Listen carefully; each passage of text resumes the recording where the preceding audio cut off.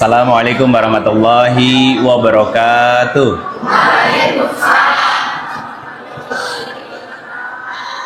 Subhanallah wa bihamdi, subhanallahil azim, adada khalqihi wa ridha nafsihi wa zinata arsyihi wa midada kalimatihi. Asyhadu an la ilaha illallah wa asyhadu anna Muhammadar Rasulullah. Allahumma shalli ala sayyidina Muhammad. Assalamualaikum ya Rasulullah sallallahu alaihi wasallam wa ala alihi wa ashabihi wa man tabi'ahum bi ihsan ila yaumiddin. Rabbi a'udzubika min hamazati syayatin wa a'udzubika rabbi ayahdurun. Subhanaka la ilma lana illa ma 'allamtana innaka antal alimul hakim. Shadaqallahul azim wa sadaqa Rasulullah sallallahu alaihi wasallam. Agar tidak dicabutnya keberkahan-keberkahan Allah dari rumah-rumah kita, artinya gini, kenapa kita berharap kepada Allah Subhanahu wa taala agar tidak dicabut keberkahannya?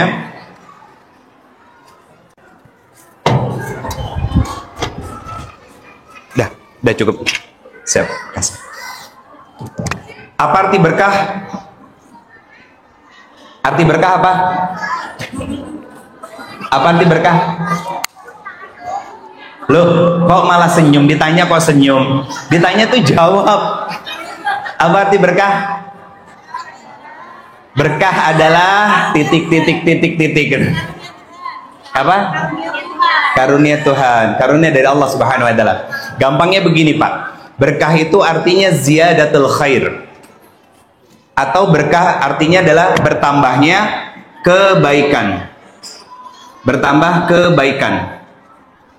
Artinya begini, mohon maaf ya. Dulu kita single, hidupnya kan miskin. Betul nggak, Pak? Mohon maaf ya, saya harus ngomong seperti ini. Nah, kalau sebelum nikah kita miskin, kemudian ternyata begitu sudah menikah Allah perbaiki kehidupan kita. Punya motor, punya rumah, punya mobil, artinya kebaikan yang Allah hadirkan dalam kehidupan kita itu tidak lepas dari doa-doa para istri yang solihah ini. Pertanyaan saya sederhana. Sudah sejauh apa dan sebesar apa kita berterima kasih kepada mereka-mereka yang selalu mendoakan kebaikan untuk kita?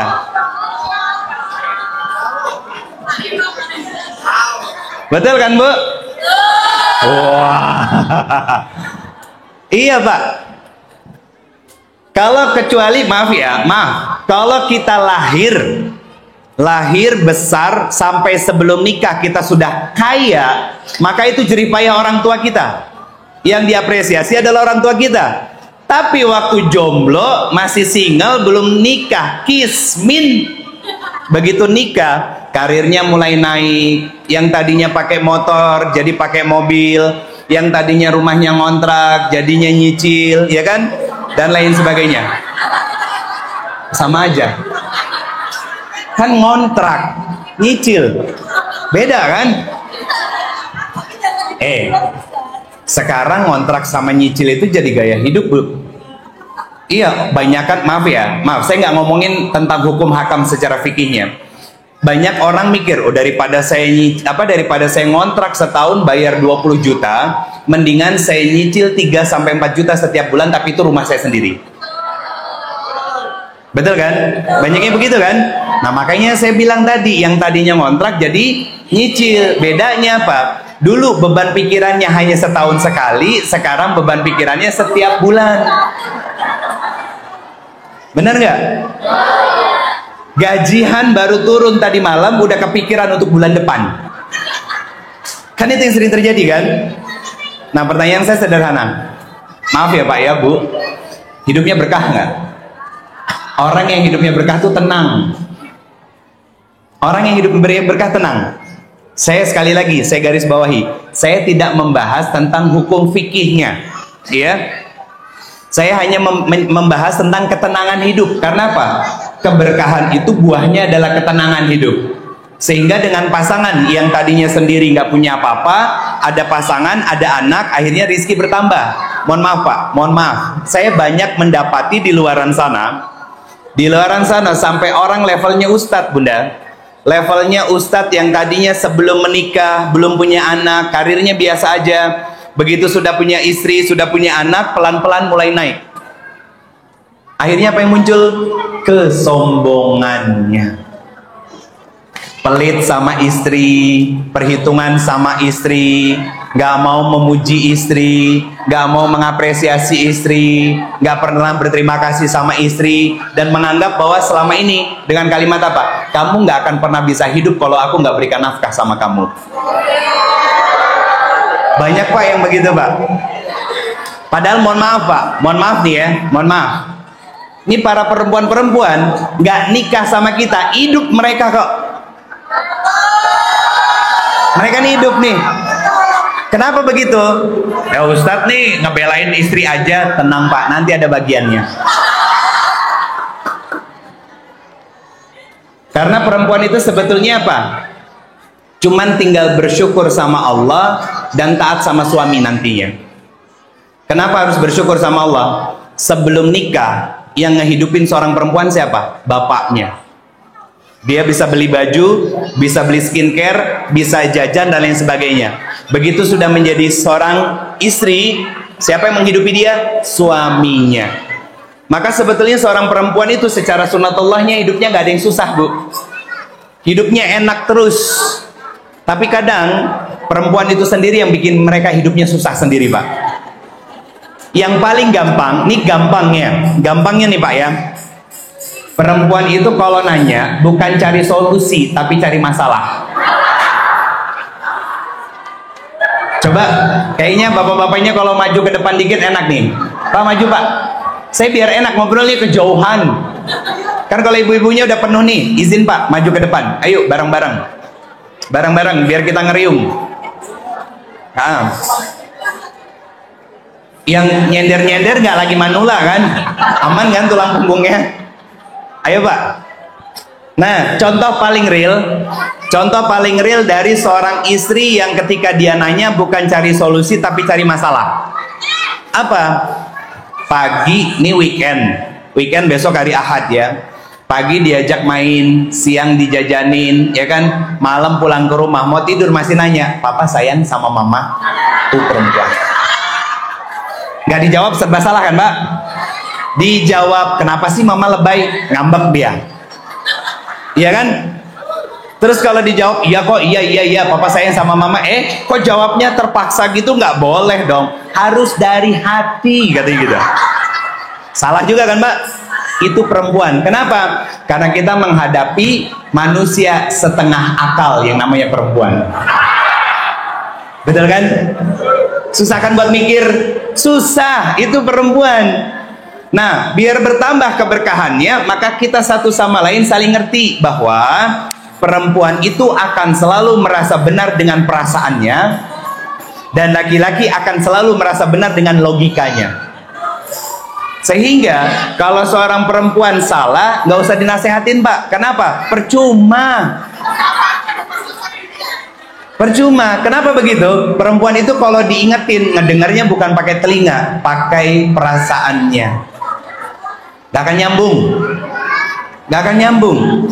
Perilaku yang paling gampang untuk menghadapi istri yang sering melakukan kesalahan, dan sebetulnya perempuan itu jarang melakukan kesalahan besar Pak. Belum. Semangat bener. Perempuan itu nggak pernah melakukan kesalahan yang besar. Yang dilakukan sama seorang istri itu kesalahan-kesalahan receh, kesalahan yang remeh, tapi sering dilakukan berulang-ulang. Balas dendam, lupa ngunci pintu, lupa kalau lagi masak air, ya kan? Kemudian apalagi nyuci baju sampai lupa untuk dijemurin, tahu-tahu begitu dikeluarin dari mesin cuci udah bau apek. Itu perempuan. Beda halnya sama laki-laki. Kalau laki-laki sekalinya bikin dosa, bikin hati seorang istri itu terpatah-patah.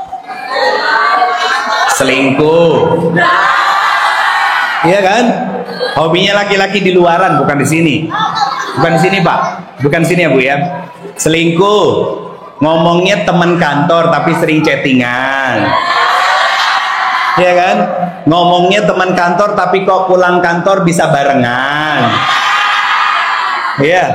Terus apa lagi? Egoisnya laki-laki ketika salah, dia yang salah, dia yang marah.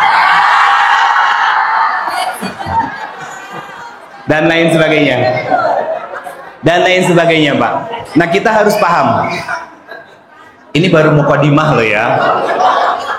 Ini baru mukadimah. Kenapa? Untuk menyesuaikan suasananya dulu. Karena saya baru pertama kali di sini dan ternyata saya ketemu banyak saudara-saudara yang luar biasa, Bunda. Saya bahagia. Kenapa? Di sini majemuk ya. Wa ja'alnakum syu'uba wa qabail. Bersuku-suku dan berbangsa-bangsa. Tadi saya ngobrol, ada yang dari Lampung, ada yang dari Palembang, ada yang dari Jawa, Jawanya Jawa Timur, ada yang dari Banyumasan dan lain sebagainya. Nah, ternyata kita dipersaudarakan di bawah naungan atap yang sama, yaitu kalimat la ilaha illallah. Allahnya sama, Rasulnya sama, kitabnya sama. Ya, di situ kita bersaudara.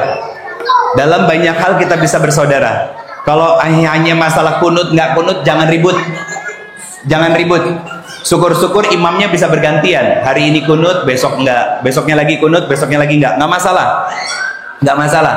Bagaimana makmumnya? Ngikutin imamnya, ya kan? Dan lain sebagainya. Kita di sini bersaudara dengan satu akidah yang sama, akidah Ahlussunnah wal Jamaah. Dan itu akidahnya kita. Dan kita bersaudara dengan warna yang berbeda-beda, Bunda. Warna apa? Warna suku, latar belakang kebudayaan, kebiasaan yang berbeda, ya kan? Nah, Allah hanya menginginkan satu hal aja, Pak. Apa? Lita'arafu. Apalagi di sini jumlah kakaknya kurang lebih hampir 1.500-an kepala keluarga. Saya bilang itu udah bisa bikin satu desa. Iya kan? Satu desa dengan 8 RT dan 1 RW katanya ya.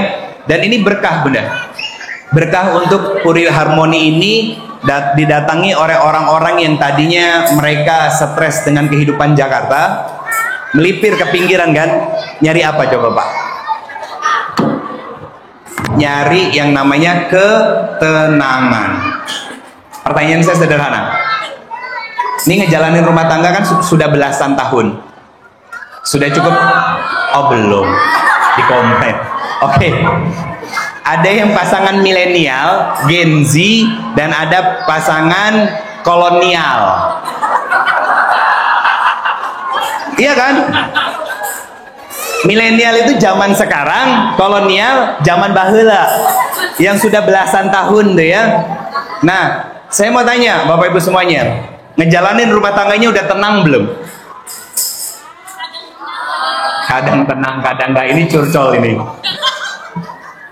Ayo kita jawab dengan sejujur-jujurnya. Kita belajar untuk dewasa. Sudah merasa tenang belum kita menjalani kehidupan rumah tangga kita? Kalau belum tenang, berarti belum hadir keberkahan dalam kehidupan rumah tangga kita. Kenapa belum berkah? Jawabannya sederhana, karena kita sering lupa sama tujuan berumah tangga. Saya mau tanya, Pak, apa tujuan berumah tangga, Pak?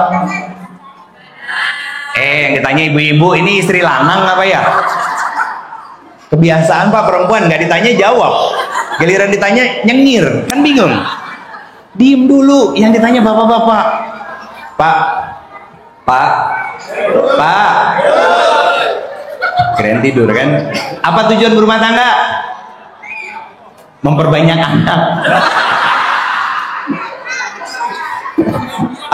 Apa tujuan berumah tangga?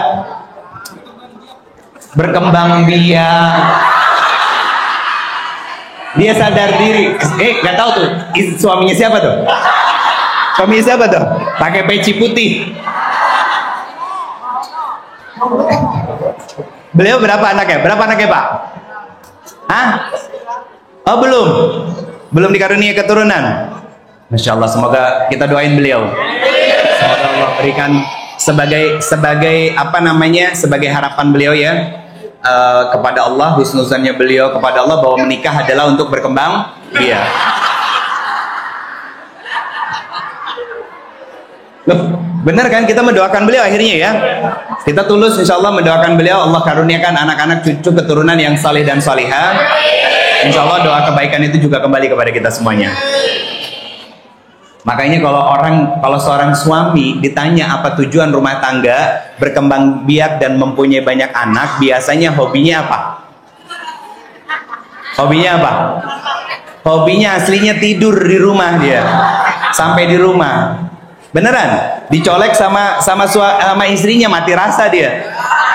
Karena ekspektasinya tinggi, realisasinya nol. Itu laki-laki itu biasanya. Apalagi Pak, tujuan berumah tangga. Saya mau memperbaiki itu, nanti berkaitan dengan berkah. Apa Pak? Tujuan berumah tangga? Ibadah. Oke, sudah benar ibadah kita sama istri kita. Hah? Sudah benar ibadah kita sama istri kita? Oke, kalau gitu saya mau cek, Bunda, tolong saya mau verifikasi. Susah nggak ngebangunin suami di pagi hari menjelang subuh? Di mana ibadahnya? Hello. Saya mau tanya lagi. Ibu-ibu, kalau seorang suami katanya tujuan berumah tangga itu ibadah, kalau mereka marah, mohon maaf, kalau mereka salah, minta maaf atau marah? Diem. Ya itu bagian dari marahnya. Ada yang marahnya melotot, ada yang marahnya diem.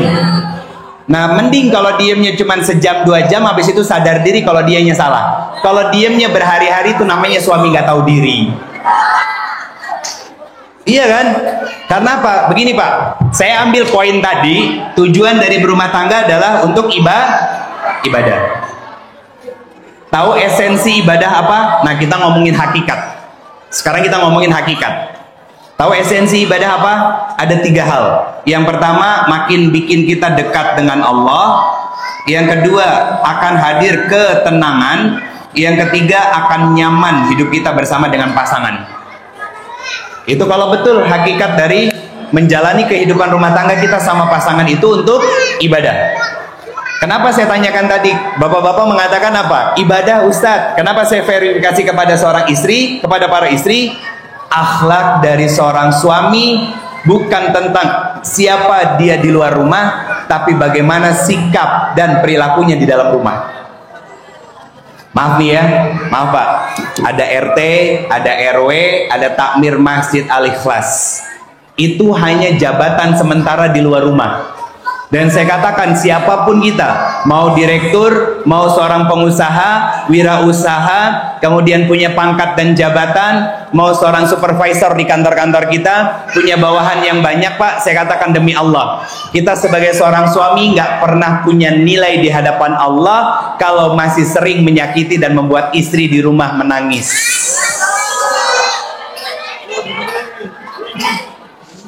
Kan bapak-bapak kadang lebih asik di masjid daripada di rumah. Betul apa benar? Di masjid itu ketawa ho sampai di rumah membisu. Di mana esensi ibadahnya, Pak? Iya kan? Saya ngerti kok, kumpul di masjid bisa ngobrol banyak hal, silaturahmi. Ya, tapi pastikan hadirkan kenyamanan dulu untuk para istri di rumah, Pak. Dengarkan mereka, duduk bersama mereka, tanya bagaimana anak-anak, apa yang jadi kebutuhannya, bagaimana perubahan dari pendidikannya, sehingga apa? Sehingga istri itu tidak merasa berjuang sendiri. Para suami berdalihnya apa? Aku kan kerja, cari nafkah buat menghidupi kamu dan anak-anak dan lain sebagainya. Pak, ini istri-istri ini kalau nggak karena taat sama suami, mereka bisa kerja dan bisa hidup, Pak.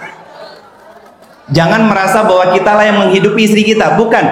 Allah hanya menitipkan rizki bagian dari mereka lewat tangan kita untuk diberikan kepada mereka. Beli baju, beli skincare, biarkan mereka ke salon, mempercantik diri. Jangan pelit. Betul nggak? Jangan pelit, Pak. Saya 14 tahun menikah. Belum lama Bunda, saya nikah baru 14 tahun. 14 tahun saya menikah Pak. Uang saya diberikan semuanya sama istri saya. Saya hanya megang sebagian kecilnya aja. Kenapa? Karena saya keluar rumah untuk beli bensin, untuk ngisi etol, ya kan, dan lain sebagainya. Selebihnya uang saya berikan kepada siapa? Kepada istri saya. Untuk apa? Untuk dia dipegang, dijaga. Kalau kita kan, mohon maaf, uang 1 juta sehari bisa habis, iya nggak? Tapi kalau uang 1 juta dikasih ke istri, itu bisa buat makan 1 minggu minimal Pak. Benar kan? Itu bedanya. Kenapa? Saya sangat mempercayai Pak, nggak ada yang namanya perempuan itu boros. Jadi kalau udah ngasih uang sama istri kita, tiba-tiba 3-4 hari atau 1 minggu kemudian minta uang lagi sama kita, jangan ditanya uang kemarin untuk apa. Karena dalam kamus yang saya pelajari Bunda, nggak ada perempuan yang boros. Coba aja, saya mau tanya, suami pernah nganterin masuk ke dalam pasar nggak untuk belanja? Sering apa enggak? Sering apa enggak? Pak, sekali-kali temenin istri ke pasar buat belanja, masuk ke dalam. Lihat nih, lihat keunikannya perempuan. Datang ke toko yang A harganya 8.500, geser ke toko yang B harganya 9.300. Balik lagi nggak? Itu perempuan sejati Pak. Cermat, bukan boros. Kenapa? Bagi dia 800 perak ditambahin sedikit dapat 1 ikat kangkung. Betul kan? Kenapa ada perempuan-perempuan yang senang beli ini, senang beli itu, nongkrong ke sana, nongkrong ke sini? Jawabannya sederhana. Dia hanya mencari kesenangan di luar rumah karena tidak mendapatkan kebahagiaan di dalam rumah dari suaminya.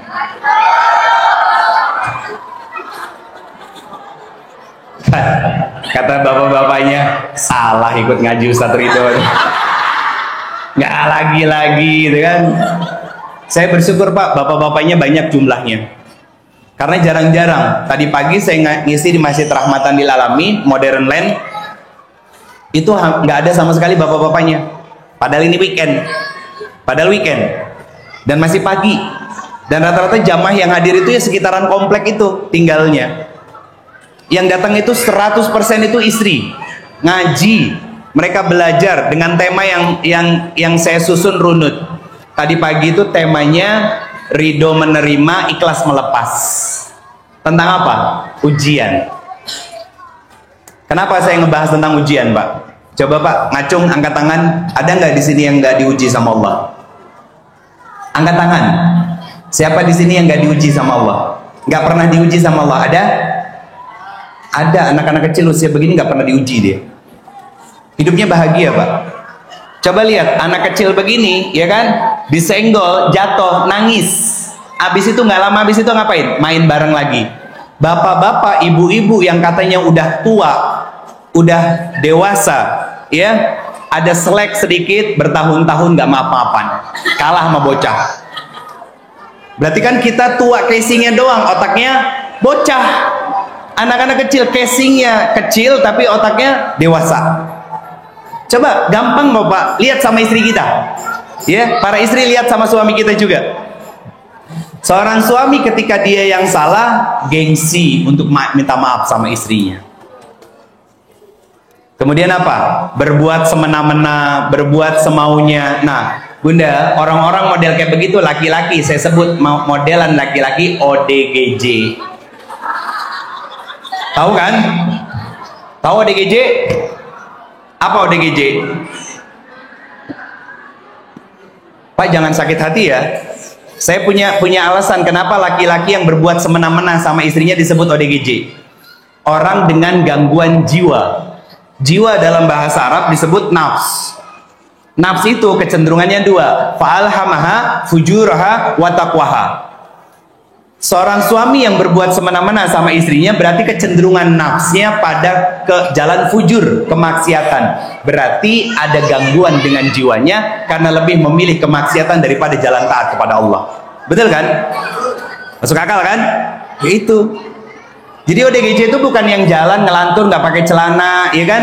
Coba aja tanya mereka, kamu gila ya? Nih, paling gitu dong. Nah, para bapak-bapak dan kita nih, para bunda, banyak yang secara casingnya kelihatan sempurna, kelihatan sehat, tapi ternyata jiwanya terganggu. Dan lebih parahnya lagi apa Pak? Ternyata dia rutin sholat 5 waktu di Masjid Al-Ikhlas. Sampai ke rumah cuek sama istri, sampai ke rumah semena-mena sama istri, sampai ke rumah nggak mau mendidik dan membesarkan anaknya bareng-bareng. Dia hanya sibuk dengan dengan hobinya, dengan scroll handphonenya, sampai ketiduran di sofa, bangun-bangun cuman makan, habis itu buang air, mandi, ke masjid. Ada yang begitu di komplek ini? Oh, untung kalau nggak ada. Kalau ada saya mau bilang tuh ODGJ itu namanya. Dan itu fakta Pak. Pertanyaan saya, apakah itu tujuan dari berumah tangga yang diberkahi oleh Allah sebagai nilai ibadah kita kepada Allah? Jawabannya tidak.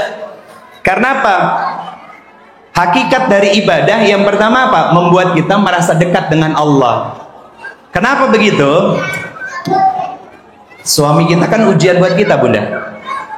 Saya mau tanya Bunda, kalau betul tujuan berumah tangga adalah ibadah kepada Allah, maka menyebalkan apapun sifat dari suami kita, mau nggak mau kita harus sabar.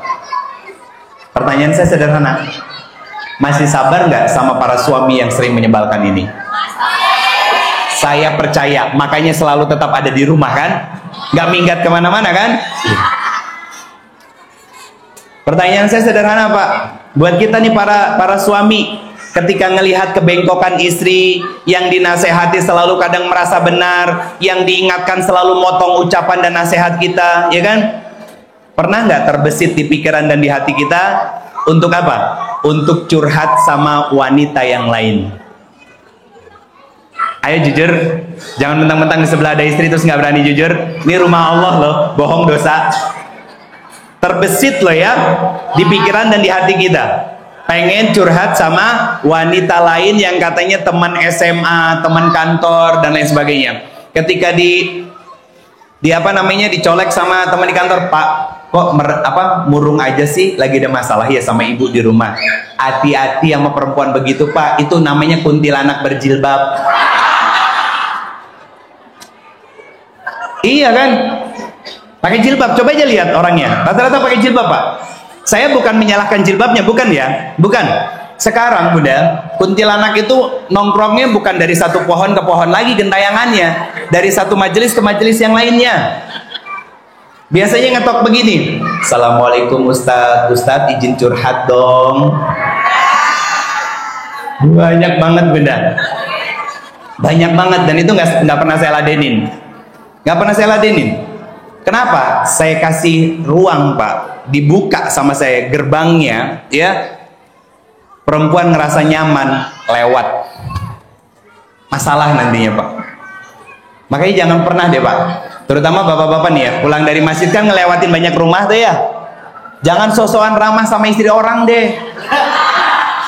Kalau ternyata sama istri sendiri masih cuek, nggak usah ramah sama istri orang. Kita bukan customer bank Pak, bukan customer service dari bank. Ramah itu sama istri sendiri. Nabi yang mengatakan, kalau betul esensinya untuk ibadah, kata Nabi SAW, khairukum li ahlihi wa ana khairukum li ahlihi. Sebaik-baiknya seorang suami itu bukan tentang siapa di luar Bunda, bukan dia di luar rumah. Tadi saya sudah sampaikan contoh-contohnya. Tapi dia yang terbaik terhadap istri dan anak-anaknya di dalam rumah. Bukan hanya sekedar memperbanyak anak, bukan hanya sekedar memberikan nafkah kepada istri. Yang paling penting harus kita lakukan sebagai seorang suami kepada istri apa? Menghadirkan keteladanan di dalam rumah-rumah kita, memberikan contoh terbaik di dalam rumah-rumah kita. Bisa nggak Pak? Jangan jawab insya Allah, saya nggak percaya insya Allahnya orang Indonesia. Bisa nggak? Bapak pagi sudah berangkat, ada yang berangkat dari sebelum subuh, ada yang subuh di stasiun, ada yang subuh di sini, setelah subuh langsung berangkat, ya kan? Pertanyaan saya sederhana, ketika kita berangkat kerja itu dalam kondisi para istri ini melepas kita dengan keridoan atau dengan cemberut?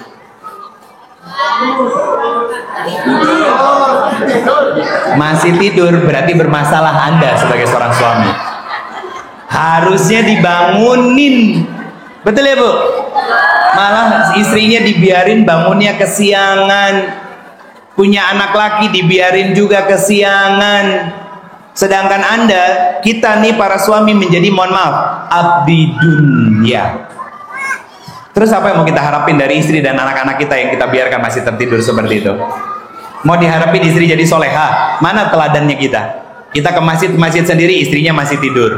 Emang mau masuk surga sendiri, Pak? Ayo jawab, emang mau masuk surga sendiri?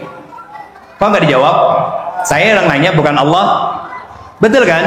Kan barusan suatu kejujuran kan Bunda? Banyak nggak dari kita yang ketika suami berangkat kerja masih tidur? Ada? Ada? Bilang ada nggak apa-apa Bunda? Hah? Ada? Kenapa Pak istrinya masih tidur? Susah dibangunin? Loh katanya cinta, masa nggak sabar? Betul kan Bunda? Pak mohon maaf, istri kita nih itu namanya gerbong. Gerbong itu gimana lokomotif?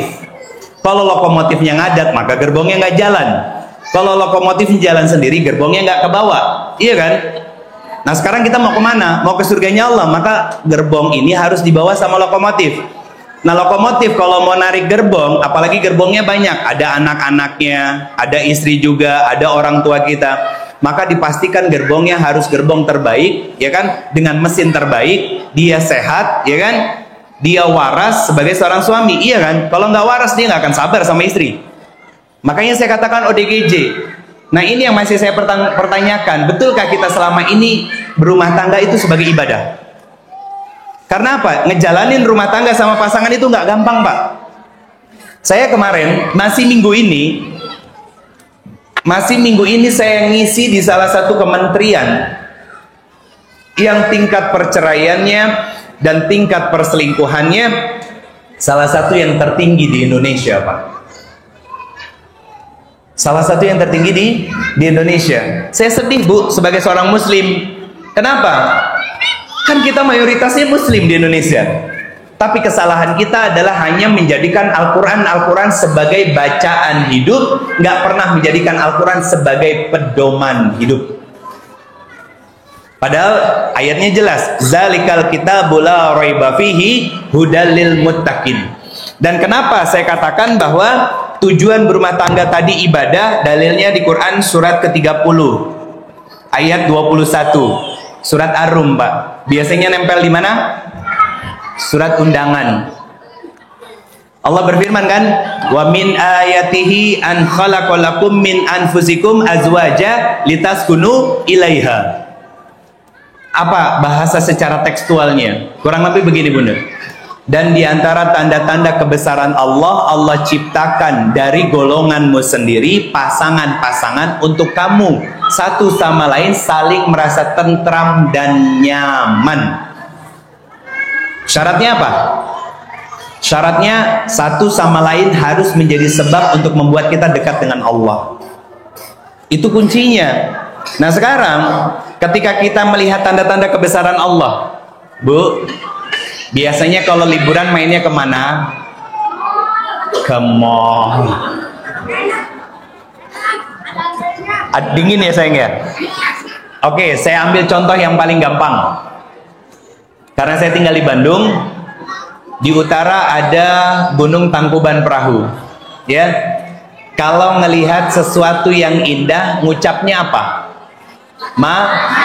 Masya Allah. Ya, kalau melihat sesuatu yang indah sebagai salah satu bentuk ciptaan Allah, bentuk bersyukurnya kita dan husnuzonnya kita kepada Allah, mengucapkan kata Masya Allah. Pertanyaan saya sederhana. Lagi ngambek sama suami, tiba-tiba suami pulang ke rumah, ngucap apa? Kok innalillahi? Ngucap apa? Ngucap istighfar. Tahu nggak siapa yang lagi dihadapin sama kita? Apa bunyi ayatnya? Wa min ayatihi an khalaqalakum. laki-laki yang berada di hadapanmu dengan semua kekurangan dan kelebihannya yang sekarang menjadi suamimu adalah salah satu bentuk tanda-tanda kebesaran Allah untuk kamu syukuri dan untuk kamu ucapkan Masya Allah ketika ketemu dengan dia. Harusnya, kudunya begitu. Hati jadi adem kan? Coba Bunda mohon maaf, ngelihat Tangkuban Perahu yang indah, adem kan hati? Ngucapnya apa? Masya Allah. Bayangin ngucapnya astagfirullah innalillahi, panas, makin jengkel. Kan kasihan nih yang sebelah-sebelah kita Bunda. Pernah nggak kepikiran sama kita? Nih para suami yang berangkatnya gelap pulang gelap, ya.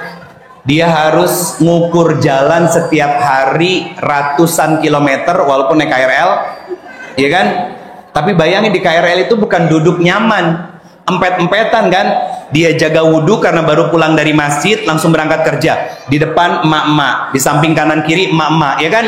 Tangan di bawah takut kecolek, tangan ke atas pegel.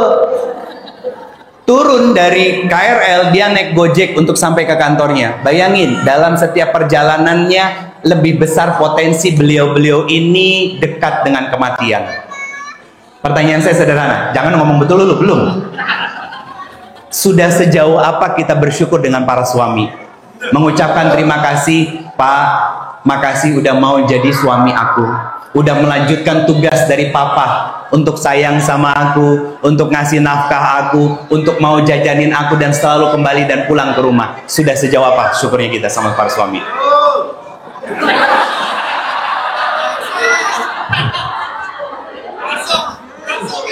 Betul kan Pak?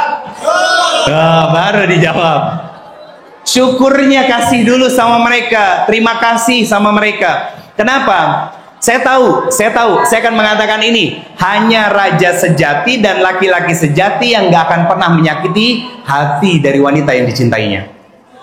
Tapi hanya seorang ratu sejati yang akan taat patuh kepada rajanya. Pertanyaan saya sederhana, kita sudah menjadi ratu sejati belum buat raja kita yang taat patuh? Saya nanya kadang perlu dijawab, kadang nggak perlu dijawab Bunda, karena saya mau ngomong gitu. Bapak-bapaknya juga sama lagi ya. Giliran diomongin, dipuji-puji, nafsu dia pengen balas dendam. Saya katakan begini Bunda, mohon maaf, kita biar sama-sama bisa bersyukur Pak. Istri kita menggantikan peran dari ibu kita, merawat, menjaga kita, memasakkan. Nggak pernah kenal sebelumnya anaknya siapa, tahu-tahu jadi istri kita, ya. Walaupun lewatnya pacaran dan lain sebagainya itu nanti urusannya. Lah itu urusannya belakangan. Tapi setidaknya nih wanita yang kita nggak pernah kenal sebelumnya sekarang menjadi bagian dari kesempurnaan hidup kita. Dan para bunda juga sama. Laki-laki yang sebelumnya nggak kita kenal, yang kalau tidur kadang ngorok, kadang ngiler, ya, yang kadang sikapnya menyebalkan dan suka ngediemin kita kalau lagi ngambek. Makanya saya suka bilang, suami Anda itu tua casingnya doang, kelakuannya sering kayak bocah. Kok pada ngangguk semua? Bener berarti ya? Kenapa? Mereka yang salah ngambeknya sama kita dan kita didiemin. Giliran ditanya ada apa, pura-pura ngomong nggak ada apa-apa. Itu kan kayak bocah. Apalagi kalau lagi sakit. Betul? Manjanya keluar. Mau bukti Pak? Kalau kita kelakuannya masih kayak bocah. Saya mau tanya, Bu, para suami di rumah kalau habis mandi anduknya disimpan di mana? Oh. Kan sama kayak anak-anak kita kan? Anak-anak kita nyimpan anduk di mana? Di kasur, kalau nggak di lantai. Persis kan? Casingnya doang yang tua, kelakuannya kayak Pak, sudah bisa ngeraba hati istri yang sabar ngelihat kelakuan kita, yang mohon maaf, kadang ngambil baju, bajunya di bagian tengah ditarik berantakan yang di atas. Padahal baru tadi pagi disetrika sama istri, dirapih-rapihin sama istri.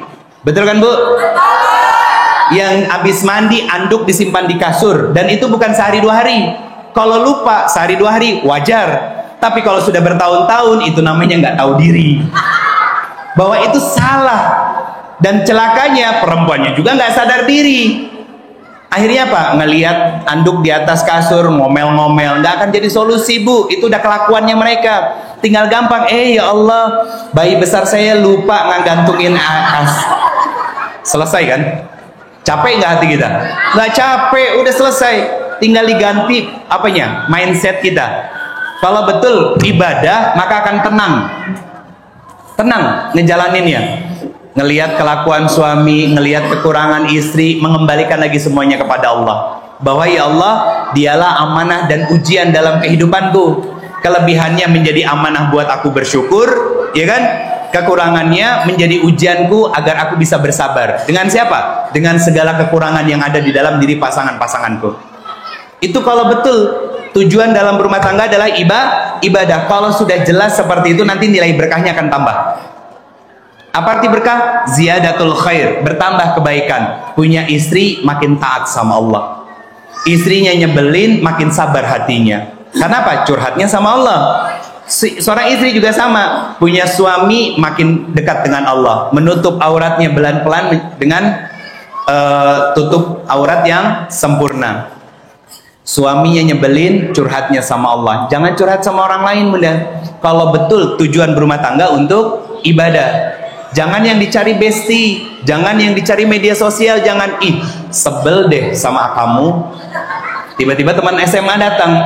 Kenapa Mbak Yu? Lagi ada masalah apa? Hati-hati, orang begitu buaya, rambutnya hitam. Jangan percaya. Yang perempuannya tadi kuntilanak, berjilbab, yang laki-lakinya buaya, rambutnya hitam. Semua ada perannya masing-masing, Pak. Dan saya selalu nggak habis pikir dengan siapa? Dengan para suami-suami yang mereka punya istri tapi sok ramah dengan perempuan lain. Betul kan? Ada nggak begitu di sini? Banyak. Nggak boleh, Pak. Nggak boleh. Saya walaupun di komplek, Bu, saya tinggal di komplek juga. Di komplek di Bandung. Saya kalau jalan, walaupun dia tetangga depan rumah, kalau bukan istri, kalau nggak bareng sama istri saya lebih baik nunduk dan nggak nyapa. Tapi kalau saya jalan sama istri saya, baru nanti istri saya yang nyapa. Dan sekomplek itu udah tahu, sikap saya memang seperti itu. Kenapa? Karena saya nggak punya kewajiban apapun untuk menyapa wanita lain yang bukan mahram buat saya. Simpel, Pak. Kenapa? Karena saya pun laki-laki dan saya nggak mau menyakiti atau membuat cemburu suaminya. Bayangin istri kita disapa dengan lemah lembut oleh laki-laki yang sudah beristri juga.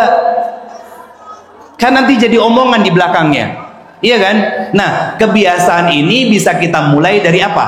Dari media sosial kita. Dari media sosial kita. Saya mau tanya, Pak, punya Instagram? Punya? Saya mau tanya, yang di follow-nya banyak laki-laki apa perempuan? Hah? Banyak yang di follow-nya laki-laki apa perempuan? Hah? Banyaknya perempuan apa laki-laki? Nggak ngaku. Bunda punya Instagram kan? Punya Instagram? Punya Instagram? Cek siapa yang di follow sama suami-suami kita. Ya, saya kasih kaidah begini. Jangan percaya sama omongan manis dari laki-laki yang masih sering memfollow wanita yang bukan mahramnya. Mau dia jamaah dari Masjid Al-Ikhlas, ya, saya katakan demi Allah, dia akan susah untuk istiqomah dalam taat kepada Allah dan Rasulnya kalau ternyata belum bisa menundukkan pandangan dan matanya. Karena apa? Begini, Bu, seorang laki-laki nih yang statusnya suami kita, dia follow perempuan, judulnya teman SMA, ya, ketika lagi jengkel dan kesal sama kita dan scroll media sosial, lihat, matanya akan berzina karena melihat wajah-wajah wanita yang tidak halal buat dia. Karena apa? Laki-laki yang nggak bisa menundukkan matanya, maka mustahil hatinya bisa istiqomah. Maka mustahil hatinya bisa istiqomah. Ada dalilnya? Ada. Quran surat ke-24, Pak. Surat An-Nur. ayat 30 untuk laki-laki, ayat 31 untuk para perempuannya. Apa kata Allah Subhanahu wa taala? Kulil mu'minin, katakan kepada laki-laki yang beriman. Apa perintah dari Allah? Tundukkan pandangan untuk dia bisa menjaga kehormatan dan kemaluannya. Maka kalau ada laki-laki yang tidak bisa menundukkan pandangannya, berarti itu isyarat secara tafsirnya. Saya karena sebelum mengisi kajian tadi makan, jadi sendawa terus bunda. Laki-laki yang tidak bisa menundukkan pandangannya, isyarat dari tafsir itu adalah laki-laki yang bermasalah dengan imannya. Lihat kelakuannya. Walaupun dia sholat 5 waktu di masjid, lihat kelakuannya sama istrinya. Bermasalah apa sih Pak? Nggak cukup sabar, nggak gampang memaafkan. Ketika dia yang salah malah dia yang nggak mau minta maaf, dia yang nyalahin istrinya, dia playing victim, dia manipulatif dan lain sebagainya. Itu seorang suami yang bermasalah dengan pandangannya, maka jangan berharap hatinya bisa istiqomah. Itu sudah bukan hanya teori bunda, tapi memang sebuah fakta yang Allah sampaikan lewat Al-Quran untuk kita bisa menjaga diri Pak. Nah ayat 31-nya kepada para perempuan nih, kepada para bundanya, apa pelajarannya? Perempuan digembok media sosialnya biar laki-laki tidak menikmati foto-foto yang diupload ke media sosialnya. Makanya saya sering mengatakan begini Pak, kalau saya bikin kelas pranikah untuk adik-adik yang usianya sudah matang dan akan melanjutkan pada fase kehidupan yang sesungguhnya itu pernikahan, apa yang saya sampaikan kepada mereka, khususnya kepada para akhwat, jangan percaya sama laki-laki yang menjadikan media sosialnya tempat karantina bagi para perempuan.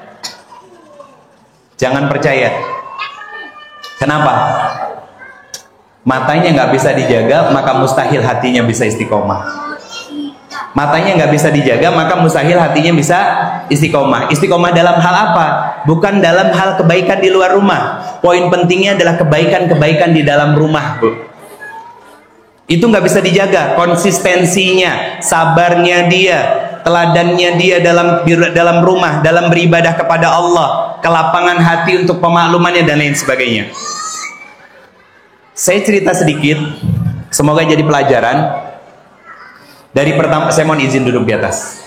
Saya dari pertama kali bikin media sosial Pak, sampai detik ini, saya nggak pernah follow perempuan yang lain kecuali istri saya, mamah saya, dan saudari perempuan saya. Dari 1000 sekian yang saya follow, nggak sampai 10 orang perempuan yang saya follow. Siapa? Istri saya, mamah saya ada 2, ya. Kemudian saudari perempuan saya, 4 kategori ini doang. Kenapa begitu?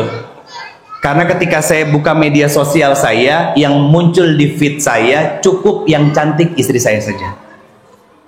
Kenapa? Karena iman hanya cenderung pada yang halal, dan iman hanya mencari keberkahan. Sehingga apa? Syahwatnya tidak disalurkan kepada tempat yang lain, tapi ke tempat yang jelas-jelas halal dan berkah bagi dia. Siapa? Istrinya. Itu Pak. Itu sederhana jawabannya. Kenapa saya nggak mau memfollow orang? Sepupu saya nggak saya follow, walaupun banyak. Sekarang ada 71.000 kurang lebih followernya saya, dimana 80%-nya perempuan Pak. 80%-nya berarti sekitar hampir 56.000 ya, atau sampai 57.000. Itu perempuan semuanya. Bayangin kalau saya membalas follow-follow-nya mereka. Itu feed Instagram saya jadi sampah aja isinya. Siapa? Foto-foto perempuan dan lain sebagainya. Akhirnya apa? Karena saya nggak follow perempuan sama sekali. Yang muncul siapa? Reels dari Ustadz Fulan, ya kan? Atau dari teman sahabat saya yang pebisnis. Jadi saya mau nge-like-nya tuh enak. Berarti saya mendoakan, kalau teman saya pebisnis, saya mendoakan keberkahan dari bisnisnya. Kalau yang muncul adalah tausiah dari ustadz-ustadz tertentu yang saya follow dan mereka follow back saya juga, ya kan? Saya ambil ilmunya untuk saya dengarkan, Pak. Untuk apa? Menambah keberkahan dari hidup saya, walaupun saya masih belajar selama ini, Bunda. Saya tadi sedikit cerita, saya bukan dari pesantren, Pak. Saya nggak pernah lulusan pesantren. Makanya gelar saya nggak ada LC-LC-nya, nggak ada SAG, SPDI-nya nggak ada. Saya dulu orang kantoran Pak, sama kayak bapak-bapak semuanya. Saya berdakwah belum lama, baru sekitar 9 tahunan. Saya S1-nya sarjana ilmu komunikasi, S2-nya magister manajemen. 9 tahun yang lalu saya bekerja di kantor, sama saya tinggal dulu di Geraha Raya, Bintaro. Saya baru di Bandung sekitar 5 tahunan, mau masuk ke, sekarang masuk tahun ke-6 lah ya. Dulu sebelum saya nikah, saya ngekos di daerah Ben Hill, Bendungan Hilir Pak. Dari 2006 sampai terakhir saya kemudian menikah. Saya selama 15 tahun sebagai HR, Human Resource. 15 tahun sebagai HR, dan jabatan terakhir saya sebagai manajer HR di salah satu perusahaan swasta besar nasional di Jakarta. Gak usah sebut mereknya, gak usah. Itu pengalaman saya bekerja di sana, dan saya seorang asesor. Asesor apa Ustaz? Asesor ISO 9001, Quality Management. Dan saya memilih jalan dakwah karena saya yakin disinilah banyak keberkahan dari Allah, dengan meninggalkan gaji terakhir saya 9 tahun yang lalu 46 juta take home pay. Besar atau kecil Pak? Ada suami ibu yang di sini yang gajinya sebesar itu? Saya tinggalkan.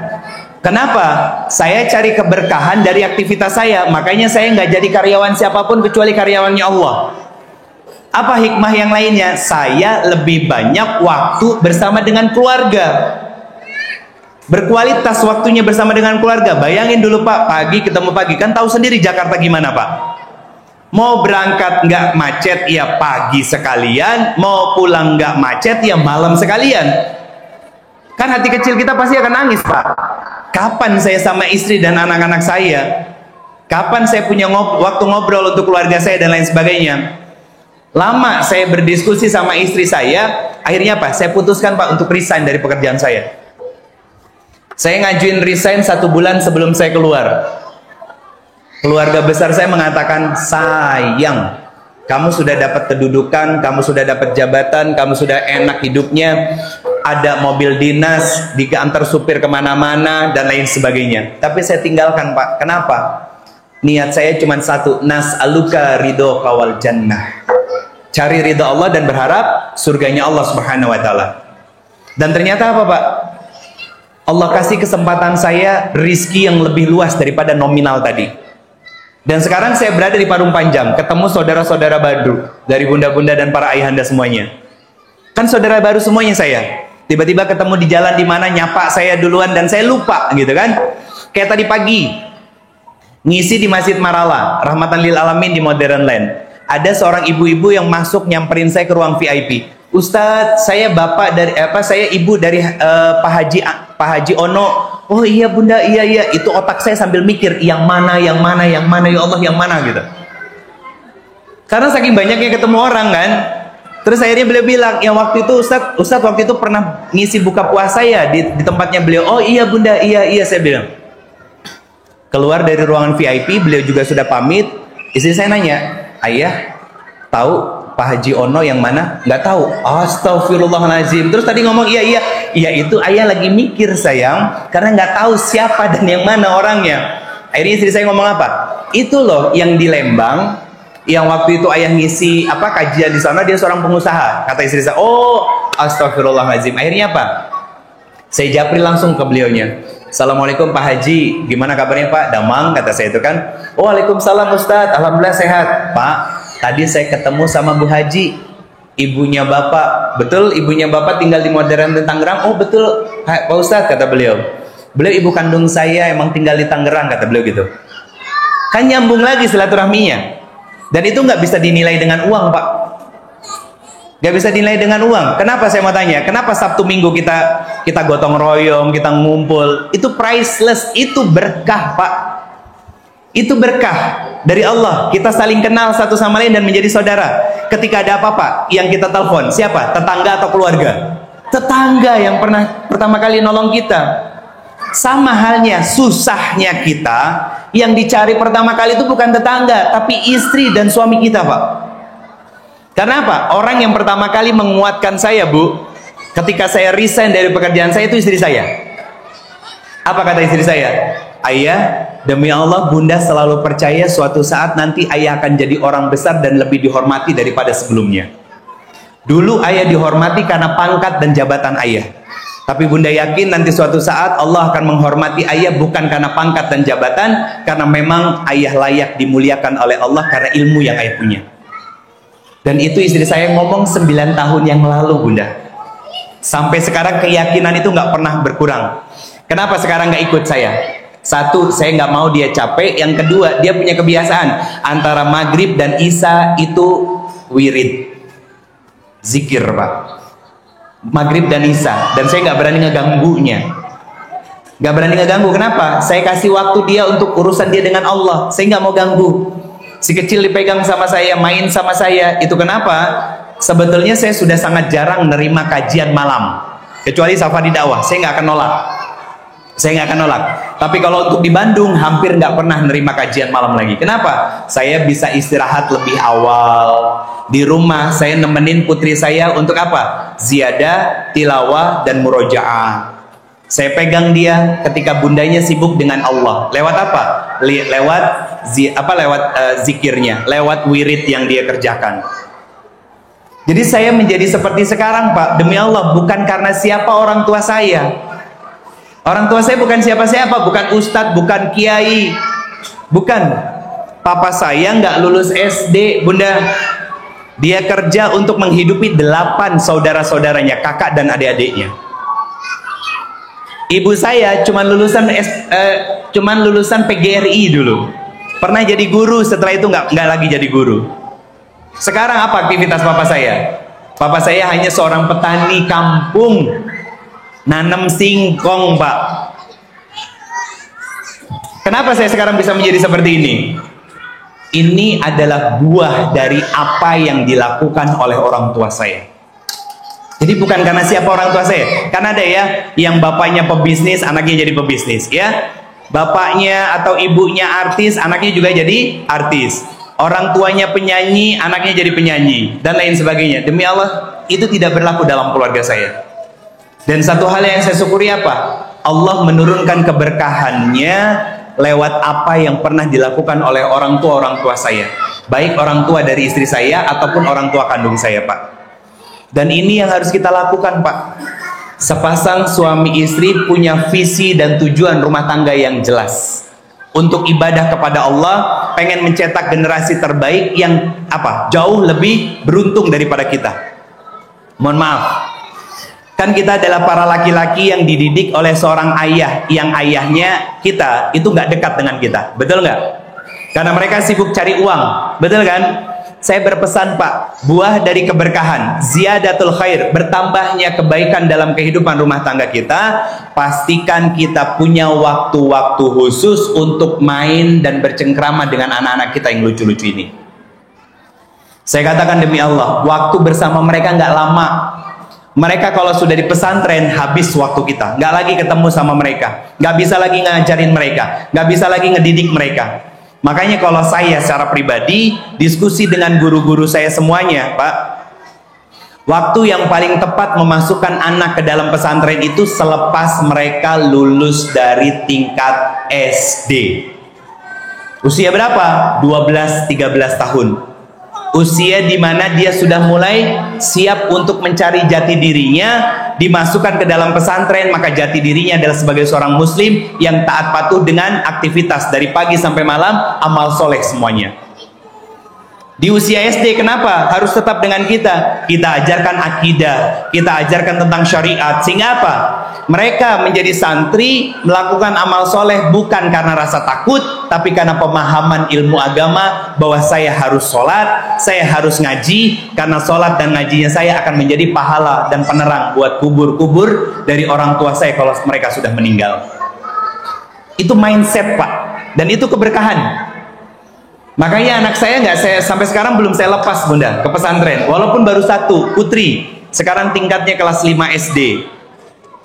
Kenapa? Karena saya masih pengen main sama dia. Saya masih pengen bercengkrama sama dia. Saya pengen mendengarkan ketika dia telepon gitu kan, ayah, kapan pulang? Kakak kangen. Itu masih saya pengen dengar, Pak. Kenapa? Karena saya pengen memastikan bahwa saya bisa menanamkan 3 hal dalam jiwa mereka. Apa 3 hal itu? Dan itu bagian dari keberkahan ketika kita betul tujuan berumah tangga adalah ibadah. Dalilnya dari Quran surat ke-31 ayat 12 sampai ke-19. Apa 3 hal yang harus kita tanamkan kepada anak-anak kita? Yang pertama, tanamkan akidah yang benar. Apa akidah, Pak? Iman. Pertanyaan saya sederhana, Bunda, Pak, tolong dijawab dengan sangat jujur sesuai dengan pemahaman Anda. Saya agak serius karena waktunya sudah mau habis, hampir habis ya. Habis itu saya tanya jawab. Tugas mendidik anak itu tugasnya ayah atau ibu? Pak, tugas siapa?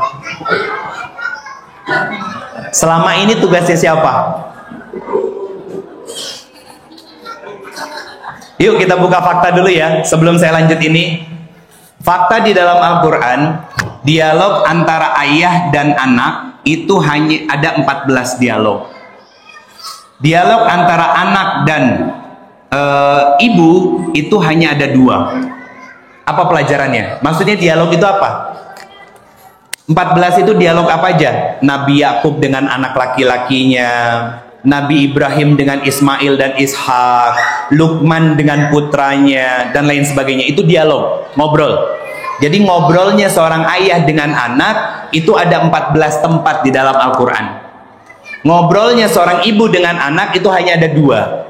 Kenapa jumlah ngobrolnya anak dengan ibu di dalam Al-Quran hanya ada 2? Kalau seorang ibu dekat dengan anaknya itu biasa, Pak. Kenapa? Anak lahir dari rahim-rahim ibu-ibu ini.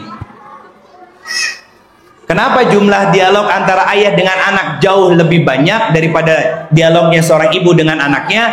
Kalau seorang anak dekat dengan ayahnya, itu baru pengasuhan dan pendidikan parenting yang istimewa. Coba lihat, Pak, anak-anak yang dekat dengan ayahnya dalam sejarah yang ada di dalam Al-Quran akan menjadi anak-anak yang berkualitas. Lihat, Nabi Ibrahim dialognya sama Nabi Ismail, jadi nabi kan? Anaknya yang berikutnya jadi nabi juga. Siapa? Ishak. Keturunan Nabi Ishak semuanya nabi sampai Nabi Isa alaihissalam. Nabi Ismail alaihissalam keturunannya yang paling puncak, yaitu paling akhir Nabi Muhammad sallallahu alaihi wasallam, menjadi sebaik-baiknya manusia dengan terbaiknya akhlak di muka bumi ini. Luqman ngobrol sama anaknya menjadi orang yang soleh. Kemudian apa? Zakaria dengan Maryam. Maryam menjadi soleha dan melahirkan putra yang seorang nabi namanya Isa binti Maryam. Isa bin Maryam. Pertanyaan saya sederhana, Pak. Sudah sedekat apa kita dengan anak-anak kita? Dekat itu bukan hanya ketika anak pinjam handphone dikasih handphonenya. Dekat itu bukan anak pengen apa dikasih apa yang menjadi kemauannya. Bukan. Dekat itu ketika kita bersama dengan mereka walaupun hanya di waktunya Sabtu dan Minggu, kita simpan dia di motor-motor kita ajak keliling. Kita ajak keliling untuk apa? Ngobrol. Nah, kalau anaknya laki-laki, sayang, kamu nanti akan dewasa dan menjadi seorang laki-laki sejati. Kakak boleh jadi apapun, cita-citanya silakan. Abi, ayah, apapun panggilan kita, nggak akan melarang. Tapi pastikan, nak, saat kamu punya cita-cita, jangan pernah melepaskan Allah dalam setiap aktivitas kamu. Jaga Allah, nak. Nanti Allah akan menjagamu. Berdoa dan minta kepada Allah, nak. Apapun yang kamu minta, pasti Allah kasih. Pertanyaan saya sederhana, Pak. Pernah melakukan dialog seperti itu sama anak kita? Kalau pernah, sesering apa ngobrol begitu sama anak kita? Susah ya buat kita ngelakuinnya. Kenapa? Karena kita nggak pernah mendapatkan contoh dari bapak kita dulu melakukan hal seperti itu. Padahal ini dicontohkan oleh Al-Quran. Makanya saya mengatakan, Pak, pengalaman itu nggak selalu menjadi solusi. Kalau yang kita cari adalah Al-Quran, landasannya jelas. Orang-orang yang dihinakan sama Allah ada contohnya. Orang-orang yang dimuliakan oleh Allah ada contohnya. Mau ngambil yang mana? Yang dihinakan atau yang dimuliakan? Pasti dimuliakan. Maka ikuti jalannya mereka, Pak. Ajarkan akidah kepada mereka. Ajarkan iman. Anak perempuan kita sekarang lucu-lucu menutup aurat, ya kan? Sayang, Soleha, tahu nggak kenapa Abi sama Umi minta kakak untuk nutup aurat pakai jilbab? Panas nggak? Panas kan gitu. Sayang, kenapa perempuan harus menutup aurat? Karena perempuan di sisi Allah itu sangat istimewa, makanya harus ditutup. Seperti halnya kayak kita ke toko buah, ada buah yang nggak ditutup, ada buah yang ditutup. Buah yang ditutup lebih murah apa lebih mahal? Lebih mahal.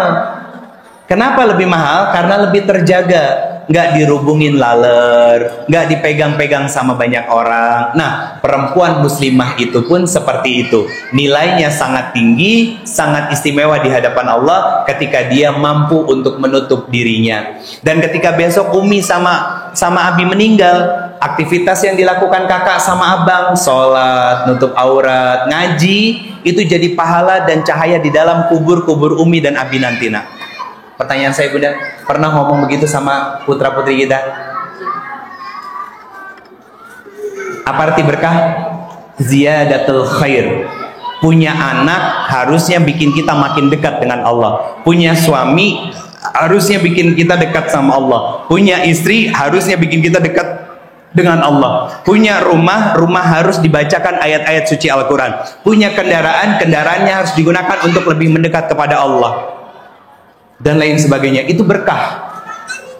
Kalau ternyata apa yang kita punya nggak membuat kita semakin dekat dengan Allah, maka keberkahannya akan dicabut dan pasti akan selalu merasa kurang dengan apa-apa yang kita punya.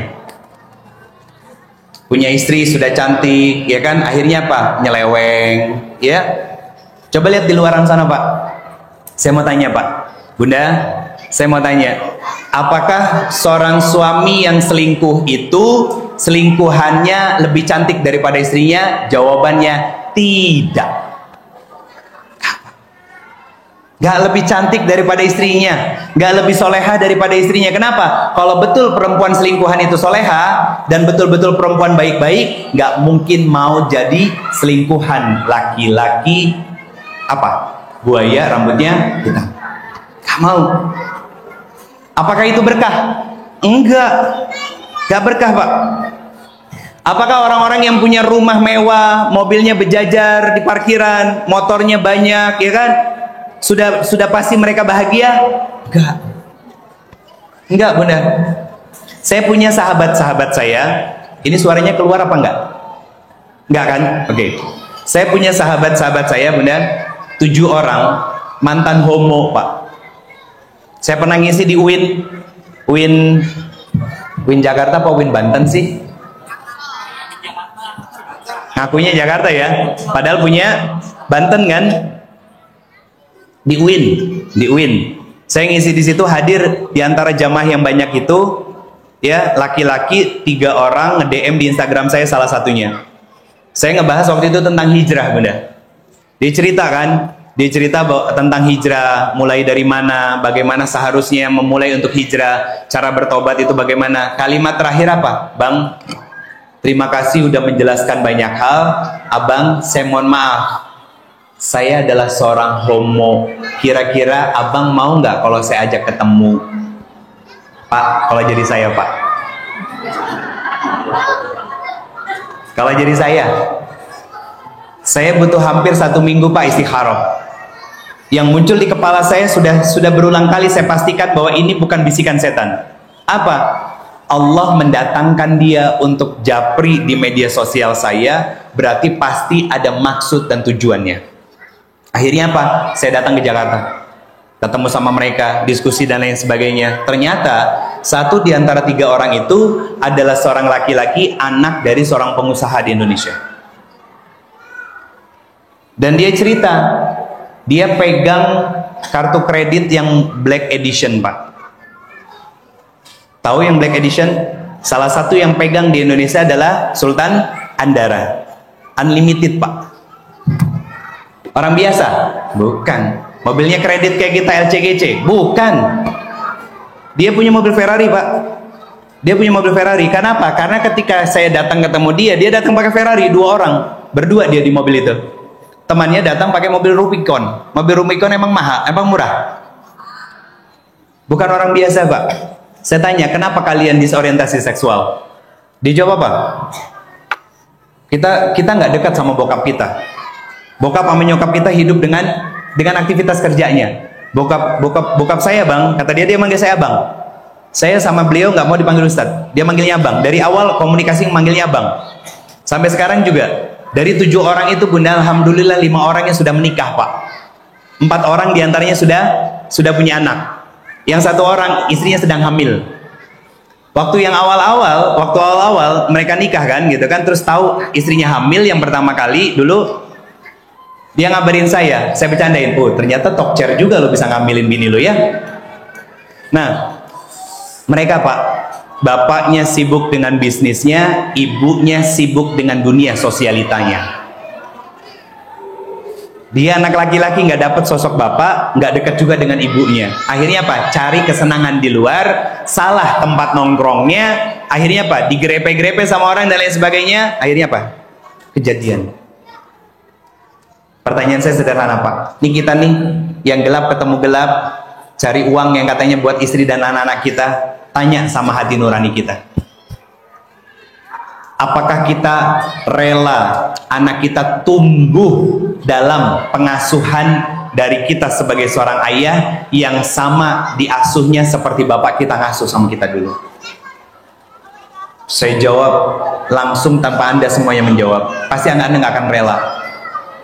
Apakah Anda rela, Pak, sebagai seorang suami, anak perempuan yang sudah kita besarkan, kita didik dengan cinta dan kasih sayang kita berikan harta secukupnya untuk mereka tumbuh sesuai dengan fitrahnya, tiba-tiba dia menikah dan ternyata suaminya kelakuannya persis kayak kita. Zolim sama anak kita, cuek sama anak kita, kasar sama anak kita. Rela nggak, Pak? Rela nggak, Pak? Nggak rela. Pertanyaan saya berikutnya, lantas kenapa kita bersikap nggak adil?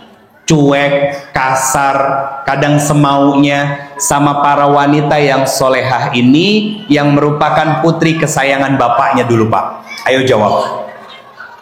Ayo jawab. Kenapa sikap kita sering semaunya sama mereka-mereka nih? Yang sudah bertahun-tahun mendampingi kita. Orang yang selalu pasang badan dengan jatuh dan bangkitnya hidup kita. Ayo jawab, Pak. Kenapa nggak bisa jawab? Saya yang nanya. Nanti pertanyaan itu akan ditanya oleh Allah kalau kita nggak berubah sama sekali, Pak. Saya nggak mempermasalahkan kita berjamaah di Masjid Al-Ikhlas ini. Yang saya permasalahkan adalah, adakah perubahan dalam proses hidup kita dengan pasangan saat kita berjamaah di Masjid Al-Ikhlas ini? Bagaimana sikap kita dengan para istri? Mampukah kita sabar dengan mereka? Mampukah kita tetap memaafkan mereka ketika jelas yang salah adalah kita atau mereka? Itu akidah, Pak. Merasa selalu diawasi dan akan dimintai pertanggungjawaban oleh Allah apapun aktivitas yang kita lakukan. Bukankah kita sama-sama juga tahu, inna salata tanha anil fahsya'i wal munkar. Salat yang kita kerjakan itu akan menjaga diri kita dari melakukan fahsya dan munkar. Apa fahsya? Kemaksiatan yang muncul karena syahwatnya kita. Apa munkar? Kemaksiatan yang muncul karena akal-akalannya kita untuk apa? Menzolimi orang lain. Contoh paling real apa? Suami yang salah, ngeles dia, marah sama istrinya. Itu munkar, Pak. Apa fahsya? Follow selebgram di media sosial yang nggak menutup aurat. Judulnya teman SMA dan lain sebagainya. Itu fahsya. Kenapa tadi saya tanyakan tentang media sosial kita? Karena itu mempertanggungjawabkan dari sholat yang kita lakukan selama ini. Dan bagaimana sikap kita sebagai seorang suami kepada para istri, itu menentukan kualitas dari sholat kita, Pak. Ada yang, Bunda, Pak, ada pertanyaan yang masuk ke Instagram saya. Dia bilang begini, dia seorang istri. Dia bilang sama saya begini, belum saya buka, Pak, belum saya jawab. Apa kata dia? Dia mengatakan, Ustadz, boleh bertanya, saya merasa kebingungan harus bersikap seperti apa. Saya sudah berkeluarga, Ustadz. Garis bawahin kalimat setelah ini, Bunda. Suami saya seorang ustadz dan kebetulan kami membuka rumah tahfiz di rumah. Jadi ada beberapa santri putri yang tinggal dengan kami. Beberapa tahun berjalan, feeling saya sebagai seorang istri mengatakan kalau suami saya ada menyukai salah satu dari santrinya. Dan ternyata betul, bulan Februari tahun 2023 suami saya memberikan sebuah kalung atas nama inisial si wanitanya dengan suaminya, bandulnya. Terus suaminya ketahuan, kata suaminya bilang, aku hilaf. Hilaf itu sekali, kalau sudah bertahun-tahun namanya hobi. Penyakit Pak, ini ODGJ tadi. Orang dengan gangguan jiwa, walaupun guru ngaji. Kenapa? Ilmunya baru sampai tenggorokan Bunda, belum sampai ke hati. Sama sholatnya kita di masjid ini, bersaf-saf ya. Ya kan, itu amal solehnya baru sampai tenggorokan, belum sampai ke hati. Kenapa? Mohon maaf, muara dari semua amal soleh yang kita lakukan itu adalah hatinya kita. Dan Allah memberikan jaminan bahwa inna, ada orang yang lulusan pesantren, kata inna itu kalimat taukid, sumpah dari Allah. Apa kata Allah? Aku bersumpah, kata Allah, solat yang kamu kerjakan dengan benar, dengan baik, solat itu yang akan menjaga kamu dari fahsya dan mungkar, dari kemaksiatan terhadap istrimu, anak-anakmu, dan orang-orang di sekitarmu.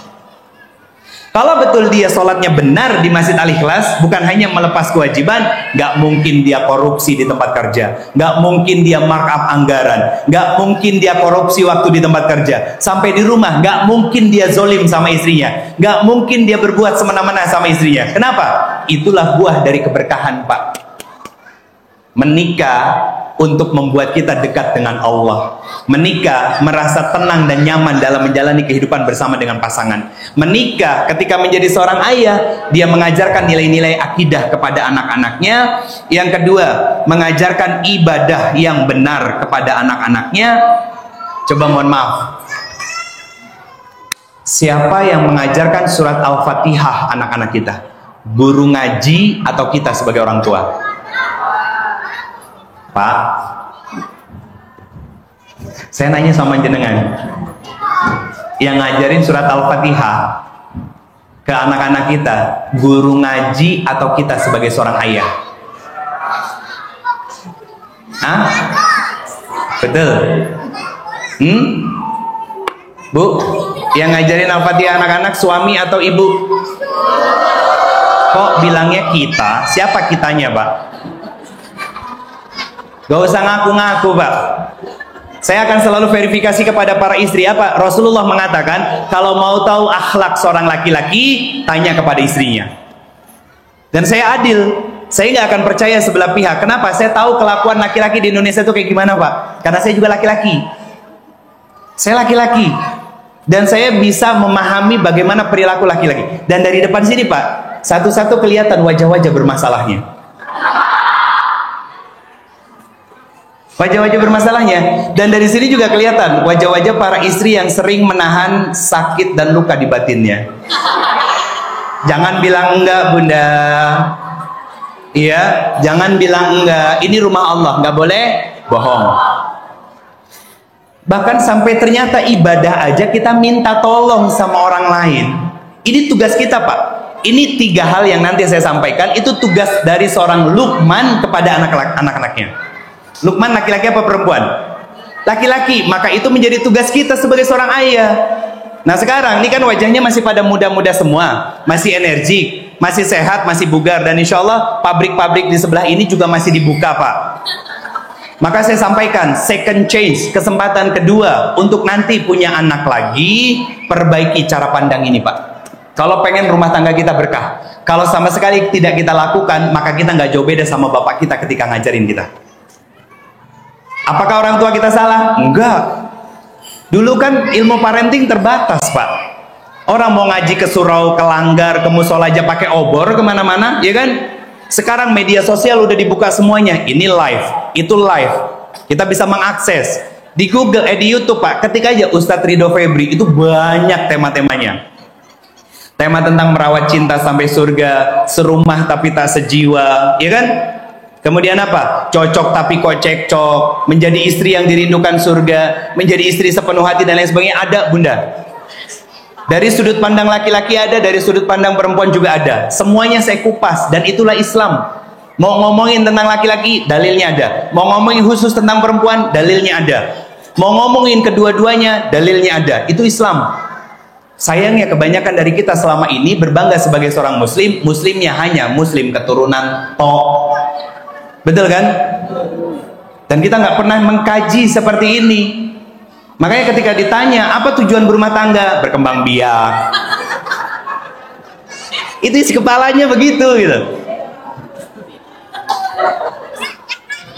Terus ada yang jawab ibadah. Nah kan, kalau saya tanya lagi, kalau saya nggak mikir waktu bunda, saya tanya lagi, apa maksud dari ibadahnya kita dalam berumah tangga? Pasti nggak akan bisa jawab bapak-bapak itu. Kenapa? Karena isi kepalanya. Saya tanya, ada yang orang keuangan di sini tentang neraca laba dan rugi pasti jago. Ada orang marketing di sini kan, ya kan? Tentang konsep service excellent pasti paham. Bagaimana memfollow up para customer, kemudian apa? After salesnya kepada para customer kita, bagaimana untuk menjaga dan memaintenance-nya. Orang HR pasti ada juga. Bagaimana bersikap adil antara manajemen dan karyawan dan lain sebagainya. Saya tahu Pak, tapi sayangnya Pak, kebanyakan dari kita untuk ilmu dunia kita kejar S1, S2, S3 bahkan sampai level profesor. Tapi mohon maaf, nyun sewu Pak. Untuk ilmu agama tingkatnya masih PAUD. Saya katakan, sakitnya bukan di dunia, tapi nanti di dalam nerakanya Allah Subhanahu wa Ta'ala. Ini yang malam ini saya kupas agar tidak dicabut keberkahan dari rumah tangga kita, bunda. Maka apa? Perbaiki cara pandang kita sebagai seorang suami, Pak. Saya bersyukur malam ini banyak para suami. Kenapa? Tadi seharian pagi hari saya sudah ngomongin perempuan, dan perempuan. Sekarang mereka hanya tinggal duduk diam. Kenapa? Karena selama ini mereka diam karena tersakiti dan terzolimi. Betul? Ustadz berarti membela perempuan? Bukan, Islam yang membela perempuan, Pak. Dan kebanyakan para laki-laki zaman sekarang dia muslim tapi kelakuannya mirip kayak orang-orang jahiliyah dulu. Apa kelakuan orang-orang jahiliyah dulu? Berbuat semena-mena sama perempuan dan menganggap perempuan hanya untuk pelampiasan syahwat saja. Berkembang biak tadi. Itu perilaku jahiliyah itu. Makanya ada Islam untuk memuliakan wanita. Makanya Allah berfirman, ya ayuhannas, inna khalaqnakum min zakar wa uns. Artinya apa? Laki-laki dan perempuan setara. Laki-laki dan perempuan setara. Siapa laki-laki perempuan yang sepasang ini? Yang digambarkan di dalam Quran surat Al-Hujurat ayat 13, yaitu ayahanda Nabiullah Adam alaihissalam dan ibunda Sayyidatina Hawa. Apa yang berbeda dari laki-laki perempuan? Jenis kelaminnya berbeda, hak dan kewajibannya pasti berbeda. Di ayat di surat Ali Imran, walaisa dzakaru kal unsa. Laki-laki dan perempuan itu berbeda, Pak. Maka untuk menerapkan pendidikan ini pun kepada anak laki-laki dan perempuan itu berbeda caranya. Dan ini tugas siapa? Tugas seorang ayah. Makanya saya sampaikan Pak kepada para ayah-ayah ya, di kota-kota besar atau di daerah-daerah, saya sampaikan kepada para ayah, Pak, kalau punya anak laki-laki, ajak anak laki-laki itu main keluar seharian. Boleh, pagi sampai malam silakan ajak mainnya keluar. Ngapain? Ngobrol tentang kelaki-lakian. Nah, kamu laki-laki, apa? Alat kelamin kamu seperti ini. Kecenderungan kamu kepada perempuan nanti nak, alat kelamin perempuan seperti ini. Yang namanya mazi itu seperti ini, sperma itu seperti ini, mani itu seperti ini. Pernah ngajarin kayak begitu, Pak? Jangan-jangan malah nggak pernah tahu bedanya mani dan mazi itu kayak gimana. Tahu-tahu enak, cerot, selesai. Udah malam, udah sumo. Iya kan? Kebanyakan laki-laki begitu. Itu tugas kita, Pak. Saya katakan demi Allah, Pak. Kalau nggak kita ajarkan anak-anak laki-laki kita seperti itu, dia akan mencari-cari caranya sendiri. Akhirnya apa? Self-service, ngelihat gambar yang terbuka, iya kan? Kemudian dia pegang alat kelaminnya, merasakan kenikmatan dan lain sebagainya. Akhirnya apa? Begitu masuk remaja dan dewasa, dia coba kepada wanita. Zaman sekarang, Bu, hampir 70% anak usia SMP dan SMA sudah hilang keperawanannya. Anak zaman sekarang kalau nggak ngehamilin, dihamilin, Pak. Saya mau tanya, Dan saya pasti jawabannya juga akan sama semuanya. Apakah mau anak-anak kita menjadi pelaku seperti itu?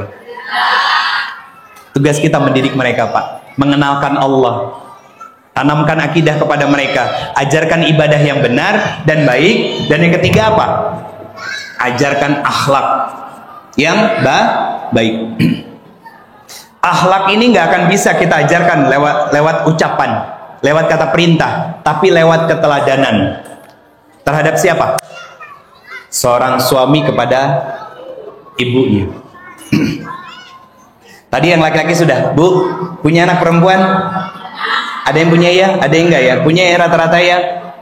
Pak, kalau istri dan ada anak perempuan, kasih modal mereka. Ngapain? Ajak Bu ke salon putrinya. Saya modalin istri dan putri saya. Saya anterin ke salon, potong rambut, kerimbat. Keramas dan kerimbat. Istri saya kerimbat. Kenapa?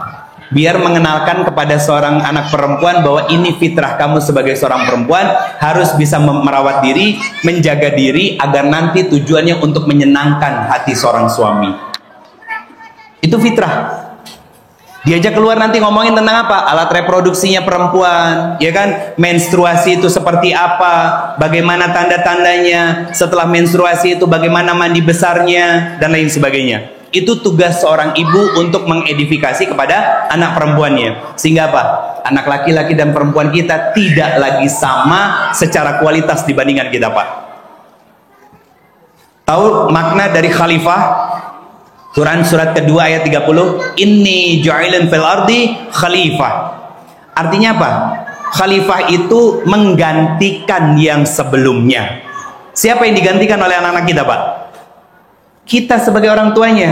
Kita sudah cukup baik di masyarakat tempat kita tinggal, maka anak-anak kita harus jauh lebih baik daripada kita dalam sisi ilmu agama. Dan saya berharap nanti ke depannya yang menjadi imam-imam di masjid ini adalah anak-anak kita yang hafiz Quran. Apalagi bentar lagi mau dibuat ya pesantren juga kan ya Pak ya. Yang jadi pengajar di situ adalah anak-anak kita. Jangan lagi anak-anak kita yang sekolah di situ dan belajar ngaji di situ, tapi jadikan pesantren itu terbuka untuk masyarakat umum dan yang ngajar di situ adalah anak-anak kita. Bu, Pak, pernah dengar yang namanya Najah yang belum lama kemarin ibunya meninggal? Seorang hafiz Quran yang punya keterbatasan, ya. Lihat, kalau anak kita cuma punya prestasi dunia, katakan semester 1 dapat ranking 1, semester 2 kenaikan turun rankingnya jadi ranking 2. Saya mau tanya, masih bangga nggak sama mereka? Marah kita, kenapa prestasinya turun? Iya kan? Dan itu hanya sesaat, Pak. Beda halnya kalau prestasinya prestasi akhirat. Lihat Najah, dengan segala keterbatasannya yang namanya dilulukan se-Indonesia, tampil di TV, yang ditanya pasti siapa? Mana orang tuanya? Siapa orang tuanya? Begitu tampil di TV, kita yang tetangga, ya Allah itu kan tetangga kita, mulai mengakui, mulai merasa bangga sebagai tetangganya, saudaranya, sepupunya, iparnya, dan lain sebagainya. Selesai sampai situ enggak? Najah diundang oleh kerajaan Arab Saudi untuk berangkat haji, mustahil berangkat sendiri. Orang tuanya pasti akan dibawa. Bayangin itu anak kita mengantarkan kita menuju surganya Allah Subhanahu wa taala, Pak. Bayangkan anak kita, Bunda. Maka dimulai dari rumah-rumah kita. Hadirkan keberkahan, suami yang sabar, suami yang taat kepada Allah, istri yang sabar, istri yang taat kepada Allah dan kepada suaminya, sama-sama saling bersinergi untuk mendidik dan membesarkan anak-anaknya agar lebih berkualitas daripada dirinya. Maka keberkahan itu akan Allah hidupkan di dalam rumah-rumah kita dan tidak akan pernah Allah cabut kecuali terus menebar dan memberikan manfaat seluas-luasnya bagi orang-orang yang ada di sekitarnya. Barakallahu fikum. Itu yang bisa saya sampaikan, Pak. Mohon maaf lahir batin, Pak. Kalau ada yang mau diskusi silakan, kalau ada yang mau ditanyakan juga silakan. Saya kembalikan lagi ke moderator. Hadanallahu wa ikum ajma'in. Allahu a'lam bishawab. Assalamualaikum warahmatullahi wabarakatuh.